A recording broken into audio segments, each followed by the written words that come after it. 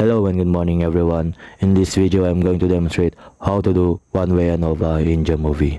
The one-way analysis of variance is also known as a single factor ANOVA or simple ANOVA.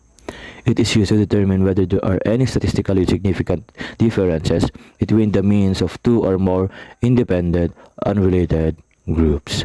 The one-way ANOVA is like the extension of the independent samples t-test. So, if you want to compare means but you have more than two groups, then you can use one-way ANOVA. Before doing the test, make sure to check the following assumptions. First, your independent variable should be measured at the interval or ratio level, i.e. continuous. Second, your independent variable should consist of two or more categorical independent groups. Third, you should have independence of observations. Fourth, there should be no significant outliers. Fifth, your dependent variable should be approximately normally distributed for each category of the independent variable. Lastly, there needs to be homogeneity of variance Leibniz tests. If your data fails this assumption, Kano ANOVA can be an alternative assumptions. 4, 5, and 6 can be done in JAMOVI. One-way ANOVA is a collective test, statistic, and cannot tell you which specific groups were statistically significantly different from each other. It only tells you that at least two groups were different. One-way ANOVA is a collective test statistics and cannot tell you which specific group were statistically different from each other. It only tells you that at least two groups were different. To determine which of these groups different from each other, post-hoc analysis, Shifei or Tukey is needed. The Shifei test is customarily used with unequal sample sizes, although it could be used with equal sample sizes. The Tukey test is only usable when the sample sizes are the same. Here are an example to compare the effect of three different types of fertilizers on the growth of corn plants. The researchers randomly assigned 10 corn plants to each fertilizer's treatment and measures the plant height in cm at the end of the growing season. The following table shows the data. The independent variable in this test is the type of fertilizers. At the same time, the dependent variable is plant growing measured in height cm. The null hypothesis states that there is no significant difference in plants' mean height among the three fertilizers. Since the dependent variable height is measured in ratio level and the independent variable type of fertilizer is categorically, we have met assumptions 1 and 2. First, click the variable, then edit, and we will input the name of the data variable, which is fertilizer type. Make sure to set the measure type as nominal and the height in cm. And for the measure type, we will put the continuous. And let's just delete this letter C because we just need two columns. Okay. The next step, we will go to data and we'll just going to input the fertilizer type and height.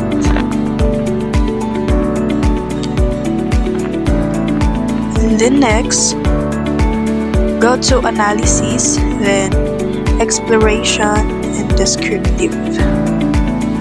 And after that, transfer the independent variable, which is fertilizer type, to the split box and the height to the variables. To check the distribution, go to the statistics drop-down panel and check Shapiro wheel to under the normality option.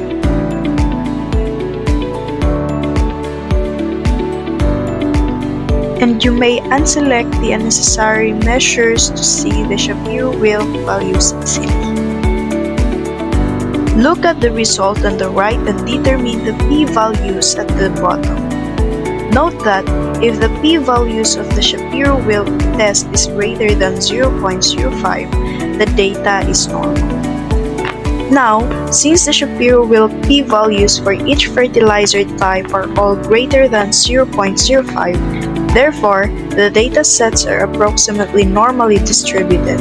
If your data fail this test, you may do the Kruskal-Wallis test as an alternative to one-way Anova. Now, to check for outliers, select the drop-down panel plots and check Box Plot. By inspection, you can see that each plot contains no outliers. The next step is to run the one-way Anova, where the homogeneity assumption can be checked. Go to Analysis, then Anova, and choose one-way Anova. So, after that, select the independent variable, which is fertilizer type, and transfer it to a grouping variable box, and the dependent variable to the dependent variable box. To check the homogeneity variance, select the homogeneity test under the assumption checks option. In JAMOVI, the default is Levin's test. Note that if the p-value of the Levin's statistic is greater than 0.05, then the variants are not significantly different from each other. This means the homogeneity assumptions of the variance is met. In our example, since the Levin's statistic p-value 0.704 is greater than 0.05, then the homogeneity assumption of the variance is met. So, select the Fisher's test under the variance option instead of Welch because we have met the homogeneity assumption. You will only retain the Welch test option if you fail the homogeneity check. We will now proceed to the one-way Anova table to decide whether we will reject or retain null hypothesis in the problem.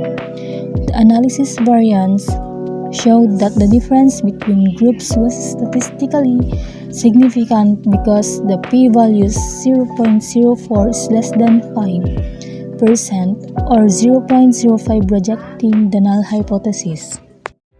Since we rejected the null hypothesis, we will perform a post-hoc analysis, which will select the Tukey test because all three groups have equal sample sizes, invariances through Levin's test.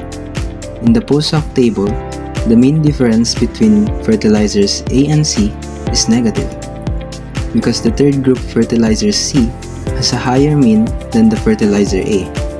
The same can be said for other mean difference comparison in the table.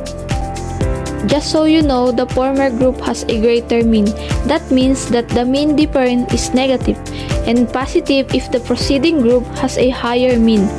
To check the significance of these comparisons, look at the p-value, their differences significance. If the p-value is less than 5% or 0.0. In the Tukey table, only fertilizers A and C show significance, since the p is equal to 0.033 is less than 5%. To explore the result further, select the descriptive table under the additional statistic option. Here you can see the mean standard deviation of each group.